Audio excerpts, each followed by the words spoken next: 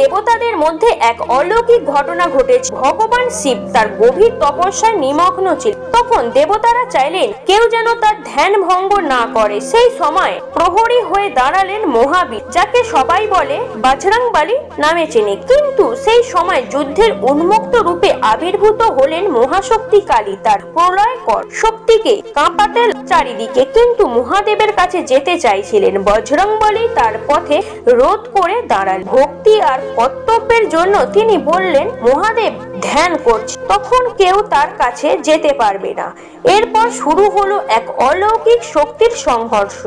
কালী মায়ের ক্রোধ আর হনুমানের দুই শক্তির প্রভাবেই কাঁপতে লাগলো দেবলোক। হঠাৎ কালী মা বুঝতে পারলেন এই শক্তি কোনো সংহার নয়, এ হলো ভক্তির শক্তি। তিনি শান্ত ও আশীর্বাদ করলেন বজরংবলীকে। সেই দিন থেকে দেবতারা জানলেন ভক্তি ও শক্তি একসাথে থাকলে পৃথিবী ধর্ম রক্ষা হয়। এই রকম ভিডিও পাওয়ার জন্য চ্যানেলটিকে সাবস্ক্রাইব করুন, আমাদের সঙ্গে থাকুন। ভিডিওটি ভালো লেগে থাকলে লাইক, কমেন্ট, শেয়ার করতে ভুলবেন না।